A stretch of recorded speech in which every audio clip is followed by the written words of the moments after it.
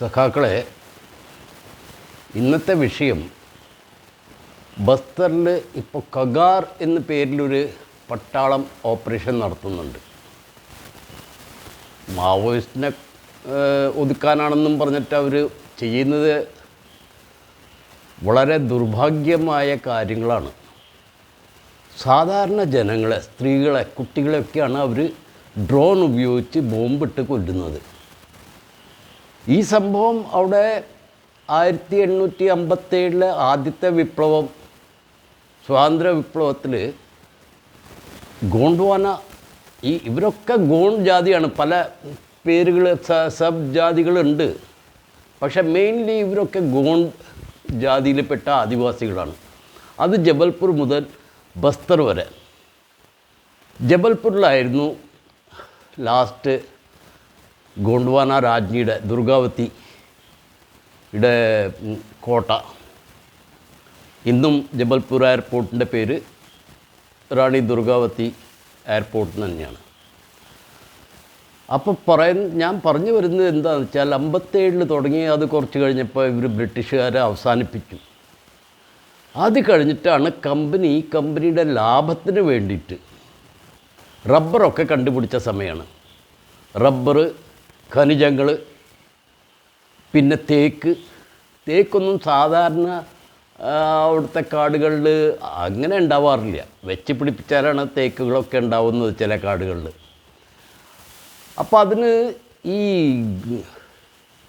ആദിവാസികളുടെ മെയിൻ ഉപജീവനം എന്ന് പറഞ്ഞാൽ കാട്ടിൽ നിന്ന് കൊണ്ടുവരുന്ന തേന്തുവിൻ്റെ പത്ത, ബീഡി ഉണ്ടാക്കാൻ ഉപയോഗിക്കുന്നത് തേന്തു ലീവ്സ്.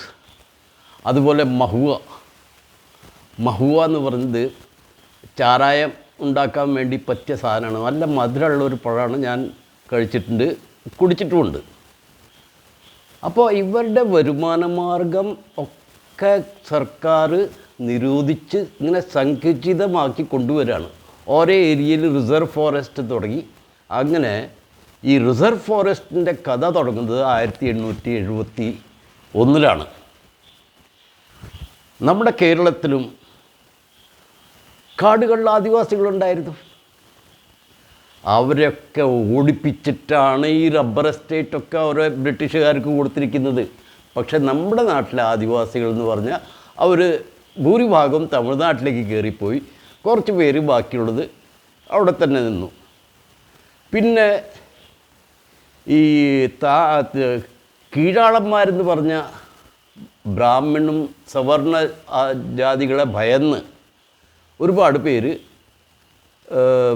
മുസ്ലിം വിഭാഗത്തിൽ ചേർന്നു, കുറേ പേര് ക്രിസ്ത്യൻ വിഭാഗത്തിൽ ചേർന്നു. എന്നാലും അവരുടെ സാമ്പത്തിക സ്ഥിതിയൊന്നും മെച്ചമായിട്ടില്ല. അവർ അതേ രീതിയിൽ തന്നെ തുടർന്നു വന്നു. And living on the fringe എന്ന് പറഞ്ഞ പോലെ കാടുകളുടെ സൈഡിലാണ് അവരുടെ ജീവിതം. അങ്ങനെ അവർ കുറേ പേര് ഉണ്ടായിരുന്നു. അവരൊക്കെ ഓടിപ്പിച്ചിട്ടാണ് ഈ ഭൂമി കേരളത്തിൽ എടുത്തു പിടിച്ചിരിക്കുന്നത്. കേരളത്തിൽ സമരം നടന്നില്ല.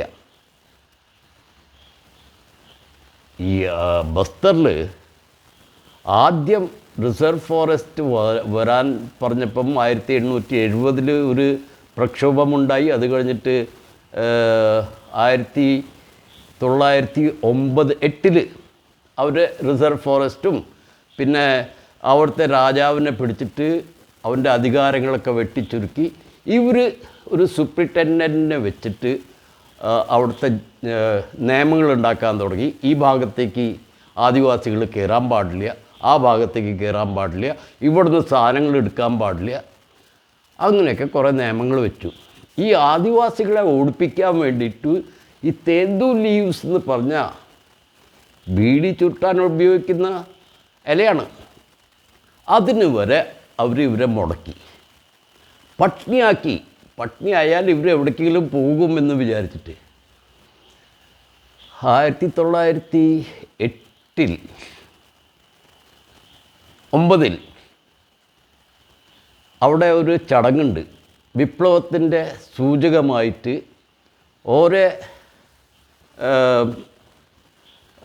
എന്താ പറയുക, ഈ വിശേഷം ജാതിക്കാർ എല്ലാവരും ഗോണ്ടാണ്. പക്ഷേ ഗോണ്ടിലും പല വിധമുണ്ട്. അപ്പോൾ അവർ തമ്മിൽ ഈ അമ്പും വില്ലും കുറച്ച് മണ്ണ്, മുളക്, ചുവന്ന മുളക്, പിന്നെ മാവിൻ്റെ ഇല, ഇതൊക്കെ കൂട്ടിക്കെട്ടി ഓരോരുത്തർ ഓരോ ഭാഗങ്ങളിലേക്ക് വിടാൻ തുടങ്ങി. അതിൻ്റെ അർത്ഥം എന്താണെന്ന് വെച്ചാൽ നമ്മൾ വിപ്ലവത്തിന് റെഡി ആയിരിക്കണം, ഏത് ദിവസവും വിപ്ലവം പുറപ്പെടും. അന്ന് കമ്മ്യൂണിക്കേഷൻ ഇത്ര എളുപ്പമല്ല. അതുകൊണ്ട് 22 ഒക്ടോബറിൽ തുടങ്ങിയത്, 2009 ഒക്ടോബറിൽ തുടങ്ങിയത് ജനുവരിയിലായിട്ടാണ്, 2010 ജനുവരിയിലാണ് സഡൻലി ഇവർ കയറി അക്രമം തുടങ്ങിയത്. കുറേ പേരെ വെടിവെച്ച് കൊന്നു. അവിടുത്തെ സൂപ്രിറ്റൻഡൻറ്റ് ഓടിപ്പോയി. അതിന് പകരം ഇവർ അവിടുത്തെ ഓഫീസേഴ്സിനെ കൊന്നു. അതൊക്കെ കീഴടക്കി ഭരണം ഇവരുടെ കയ്യിലായി. അപ്പോഴേക്കും ജയ്പൂർ അങ്ങറ്റം അകലെ, പിന്നെ ചാന്ത മഹാരാഷ്ട്രയിലാണ്, ചാന്തയിൽ നിന്നൊക്കെ പോലീസ് ഫോഴ്സ് വന്നിട്ടാണ് ഇവരന്ന് ഒതുക്കാൻ ശ്രമിച്ചത്. പക്ഷേ ഇവരന്ന് ഒതുങ്ങിയിട്ടില്ല മുഴുവനോടെ. അത് കഴിഞ്ഞ് കുറച്ച് ഇതൊക്കെ ആയപ്പം ഇവർ മൈൻസ് കൺട്രോൾ ചെയ്യാൻ തുടങ്ങി. മൈൻസിന് ആദിവാസികൾക്ക് മൈൻസ് വെച്ചിട്ടൊരു കാര്യമില്ല. പക്ഷേ ദാന്തേവാള എന്ന് പറഞ്ഞത് അവരുടെ ഒരു ദേവിയാണ്. ദാന്തേവാള കുന്നിടിക്കുക എന്ന് പറഞ്ഞാൽ അവർക്കത് ഒരിക്കലും സഹിക്കില്ല. അങ്ങനെ ആ പേരിൽ ഒരുപാട് കലാപം അവിടെ ഉണ്ടായി. അവരൊക്കെ ചെറുത്തു നിന്നു. കാരണം അവർ പറയുന്നത് ഞങ്ങളുടെ ജീവൻ എന്ന് പറഞ്ഞാൽ ഞങ്ങളുടെ മണ്ണാണ്. പിന്നെ ഖനികൾ എന്ന് പറഞ്ഞാൽ മൊത്തം ഒരു 10,000 ഏക്കർ ഇങ്ങനെ തുറന്നിട്ടാണ് മൈൻസ് വെച്ച് പൊളിച്ചിട്ടാണ് ഈ ഖനികൾ എടുക്കുന്നത്. ഇന്നത്തെ പോലെ ഷാഫ്റ്റ് മൈനില്ല. ഒരു ഷാഫ്റ്റ് അടിയിലേക്ക് പോയിട്ട് അടിയിൽ നിന്ന് പല പല വഴിക്ക് തുരങ്കമുണ്ടാക്കി അങ്ങനെ എടുക്കാമെന്ന് പറഞ്ഞാൽ അതിൽ ഭൂമി അധികം നഷ്ടപ്പെടുന്നില്ല. അതായിരുന്നില്ല. അപ്പോൾ എന്തുണ്ടായെന്ന് വെച്ചാൽ അതിനെ ഇവർ പേരിട്ടു ആ ലഹളയ്ക്ക് ഭൂംകാൽ. ഭൂംകാൽ എന്ന് പറഞ്ഞാൽ ഭൂകമ്പം. അത് വാസ്തവത്തിലൊരു ഭൂകമ്പമായിരുന്നു. എന്നിട്ട് അത് ഇവർ അടിച്ചമർത്തി. ദുർബ എന്ന് പറഞ്ഞ മനുഷ്യനായിരുന്നു അതിൽ ഒരു നേതാവ്. ഇന്നും അവൻ്റെ മൂർത്തിയൊക്കെ അവിടെ ഉണ്ട്, സ്ഥാപിച്ച് അവനെ പൂജിക്കുന്നുണ്ട്. ഇപ്പം നടക്കുന്നത് എന്താണെന്ന് വെച്ചാൽ ബസ്തറിൻ്റേത് മാത്രമല്ല, മണിപ്പൂരിൽ ഇവർ വേറൊരു സ്റ്റൈൽ നോക്കി. അക്രമമില്ലാണ്ട്, പോലീസ് പോകാണ്ട് പോലീസിന് പകരം അവിടുത്തെ ജനവിഭാഗങ്ങളെ തമ്മിൽ അടിച്ചു ഓടിപ്പിക്കാനുള്ള ശ്രമം അവർ ചെയ്തു. കൂക്കികൾ എന്ന് പറഞ്ഞാൽ ഒറിജിനൽ ആദിവാസികളാണ്. അവർ 150 കൊല്ലം മുമ്പ് ക്രിസ്ത്യൻ മതം സ്വീകരിച്ചു. അത് ശരിയാണ്. കാരണം അവിടെ മൈത്തി എന്ന് പറഞ്ഞാൽ ബ്രാഹ്മിൺസ്, വൈഷ്ണവ ബ്രാഹ്മിൺസാണ്. ഇവർക്ക് ജീവിക്കാൻ സമ്മതിക്കണ്ടേ? അങ്ങനെ അവർ ക്രിസ്ത്യൻ മതം അംഗീകരിച്ച് അതിലേക്ക് പോയി. അവിടെയും ഇതുതന്നെയാണ് പ്രശ്നം. ഇന്ന് അദാനിക്ക് അവിടെ ഒരു പാം ഓയിലിൻ്റെ ഇത് ചെയ്യണം. പിന്നെ അവിടെ ഒരുപാട് ഖനിജങ്ങളുണ്ട്, അതിന് ഭൂമി വേണം. ഒന്നും കിട്ടാണ്ടായപ്പോൾ മേത്തികളെ ആദിവാസികളാണെന്നിട്ട് അവരെ കയറ്റാൻ തുടങ്ങി. അങ്ങനെയാണ് അവിടെ മണിപ്പൂരിലെ സംഘർഷം. ഇന്ന് എന്തായി? മണിപ്പൂർ അവിടുത്തെ ആൾക്കാർ തോക്കെടുത്തു. പണ്ടേ ഉണ്ട് അവർക്ക് തോക്കുകൾ. സംഘർഷ ഭൂമിയായി അത്. അപ്പോൾ ബസ്തറിൽ ഇതിങ്ങനെ നടക്കുമ്പോൾ ഞാൻ ചോദിക്കുന്നത്, പണ്ടൊരു കാലത്ത് ചരു മജുംദാർ തെഭാഗ സമരം ചെയ്യുമ്പോൾ എനിക്ക് ഓർമ്മയുണ്ട്. വളരെ ചെറുപ്പമായിരുന്നു. ദാർജിലിങ്ങിൻ്റെ റൂട്ടിലൊക്കെ ഇങ്ങനെ മാവോൻ്റെ പോസ്റ്റേഴ്സും പിടിച്ചിട്ടാണ് ആൾക്കാർ തെഭാഗ സമരത്തിൻ്റെ കർഷകരെ സപ്പോർട്ട് ചെയ്യാൻ ദാർജിലിങ്ങിൽ, കലിംപോങ്ങിൽ, സിലിഗുഡിയിൽ, കൊൽക്കത്തയിൽ, ഹാവ്രയിൽ എല്ലായിടത്തും ജനങ്ങളുടെ സപ്പോർട്ടുണ്ടായിരുന്നു. ഇന്നോ എന്ത് തന്നെ ആയാലും, ഞാൻ ഇവിടെ ഈയിടെ വോട്ടിംഗ് നടക്കുമ്പോൾ ഞാൻ പറഞ്ഞു, നിങ്ങൾക്കറിയാലോ നിങ്ങളുടെ മണിപ്പൂരിൽ നിങ്ങളുടെ ആൾക്കാരല്ലേ കൊല്ലുന്നത്. ചേട്ടാ അത് മണിപ്പൂരല്ലേ, ഇത് നമ്മുടെ നാട്ടിലല്ലല്ലോ ബാധിക്കുന്നത്. ഈ ചിന്താഗതി ആണ് സാധാരണ ജനങ്ങൾക്കുള്ളത്. പക്ഷേ വിവരമുള്ളവർ ഒന്നിക്കണം.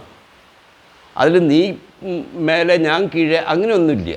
എല്ലാവരും കൂടി സംയോജിപ്പിച്ച് നമ്മൾ അവിടെ നടക്കുന്ന അക്രമങ്ങൾക്കെതിരെ ഒച്ച ഉണ്ടാക്കണം. ഇതിൽ എന്താ സംഭവിക്കുകയെന്ന് വെച്ചാൽ, ഞാനാണ് വലുത്, ഞാൻ പറയുന്ന പോലെ നടക്കണം, അപ്പോൾ ഞാൻ എൻ്റെ വഴിക്ക്, വേറൊരാളുടെ വഴിക്ക്. അങ്ങനെയല്ല, എല്ലാവർക്കും തുല്യമായി കണ്ട് ആർക്കും അറിവ് കുറവില്ല ഇന്നത്തെ കാലത്ത്. അറിവ് ഞങ്ങൾക്ക് മാത്രമേ ഉള്ളൂ അല്ലെങ്കിൽ എനിക്ക് മാത്രമേ ഉള്ളൂ എന്ന് പറഞ്ഞിട്ടിരിക്കേണ്ട സമയമല്ല. ഞാൻ ഈ പ്രശ്നത്തിലേക്ക് കടന്നപ്പോഴാണ് ഞാൻ അറിയുന്നത്, ഒരുപാട് പേര് അവർ ഡേറ്റ് വെച്ച് കൃത്യമായിട്ട് കാര്യങ്ങൾ പറയുന്നത്. ഹർഷ് ഠാക്കൂർ ഒരു ഗ്രൂപ്പുണ്ട്, ആൾക്ക് മാർക്സിസ്റ്റ് ചിന്താഗതിയോ എന്തോ പറഞ്ഞിട്ട്, ആളായിട്ട് ഞാൻ സംസാരിച്ചപ്പോൾ ഭയങ്കര നോളജ് ആൾക്ക്. ആളുടെ അച്ഛൻ വലിയൊരു ലെഫ്റ്റ് ചിന്തകനായിരുന്നു. അതുപോലത്തെ trade union centre of India അതിലെ ജനറൽ സെക്രട്ടറി. ആൾക്കും ഇതിനെപ്പറ്റി നല്ല വിവരമുണ്ട്. 70കളിൽ ഭിവണ്ടിയിൽ ട്രേഡ് യൂണിയൻ പണി തുടങ്ങി അവിടുത്തെ നെയ്ത്തുകാരെ ഒന്നിപ്പിച്ച് ആകെ ആയപ്പോൾ അവിടുത്തെ സർക്കാരും വലിയ മിൽ ഓണേഴ്സൊക്കെ എന്ത് ചെയ്തു, ഭിവണ്ടി റൈറ്റ്സ്, സഞ്ജയ് സാങ്വി എന്നാണ് ആളുടെ പേര്. ഈ സഞ്ജയ് സാങ്വി എന്ന് പറഞ്ഞ ആളെ ഇവരൊക്കെ കൂടിയിട്ട് തടയാൻ നോക്കിയിട്ടുണ്ട്. ആ സമയത്ത് പിന്നെ ബഹളം, അക്രമം, കൊല്ലയൊക്കെ ആയപ്പോൾ അദ്ദേഹത്തിൻ്റെ വിപ്ലവകരമായ ചിന്തകൾ അയാൾ നിർത്തിയില്ല. സ്വന്തം കാശുകൊണ്ട് ഡൽഹിയിലൊരു ഓഫീസ് മേടിച്ച് സൈനിക് നഗറിൽ, ഞങ്ങളൊക്കെ ഇപ്പോൾ ഡൽഹി പോയി അവിടെയാണ് താമസിക്കുന്നത്. അദ്ദേഹത്തിന് ഈ ബസ്തർ ലഹളയെപ്പറ്റി നമ്മുടെ ഹാരിസൺ മലയാളത്തിൻ്റെ തോട്ടം, ഫിൻലയുടെ കയ്യിൽ നിന്ന് ടാറ്റ വാങ്ങിയ ഭൂമി, കണ്ണൻ ദേവൻ ഹിൽസ് നല്ല പോലെ അറിയാം. അപ്പോൾ ഞാനൊക്കെ ഇത് നമ്മൾ അല്ലറ ചില്ലറ ഇവിടുന്നും കിട്ടുന്നത് എടുത്ത് പറക്കി വലിയ ഇതാണെന്ന് വിചാരിക്കുമ്പോൾ എത്രയോ പേര് കെടുക്കുന്നു. അപ്പോൾ ഞാൻ എന്താ ഉദ്ദേശിക്കുന്നത് വെച്ചാൽ, ഒരു ബൃഹത്തായ ഒരു ഗ്രൂപ്പ്, ഒരു സംയോജനമാക്കിയിട്ട് ഈ കഗാർ എന്ന സംഭവത്തിനെ എതിർത്ത് സെമിനാർ ഹാളിൽ മാത്രമല്ല, റോഡിലേക്ക്, പണ്ട് എനിക്ക് ഓർമ്മയുണ്ട്, ഒരു പയ്യൻ റിസാസ് പലസ്തീനിലെ അക്രമത്തിനെതിരെ അവൻ ഒറ്റയ്ക്ക് ബെസ്റ്റായിട്ട് ഓർഗനൈസ് ചെയ്യുന്ന ഒരു 1000-ലേറെ പേരെ സംഘടിപ്പിച്ച് 1500-ഓളം പേരുണ്ടായിരുന്നു. എറണാകുളത്തൊരു റാലി നടത്തി. ഞാൻ അവനായിട്ട് സംസാരിക്കണം, എന്തെങ്കിലും ഒരു വഴിക്ക് നമുക്കിത് പറ്റുമോ എന്നും ചോദിക്കാം. അങ്ങനെ ആവണം. എന്നാലേ പല എൻ്റെ സുഹൃത്തുക്കൾ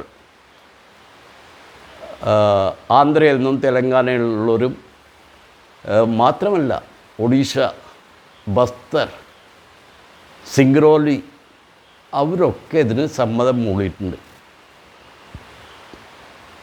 എന്താ സംഭവം എന്ന് വെച്ചാൽ സർക്കാരിൻ്റെ എതിരെ നമ്മൾ തോക്ക് പിടിച്ച് നടന്നാൽ അവർ മെഷീൻ കൊണ്ടുവന്ന് നമ്മളെ കൊല്ലും. നമ്മൾ എന്താ ചെയ്യേണ്ടതെന്ന് വെച്ചാൽ കൊടി പിടിച്ച് റോഡിലേക്ക് ഇറങ്ങിയാൽ സർക്കാരിന് ഒന്നും ചെയ്യാൻ പറ്റില്ല. സർക്കാർ ഒരു ശരിക്കും പറഞ്ഞാൽ ഒരു ജനങ്ങളുടെ ജാഗരണം ഉണ്ടായാലേ ഈ കഗാർ പോലത്തെ അനാവശ്യ പരിപാടികൾ ഇവർക്ക് നിർത്തുള്ളൂ.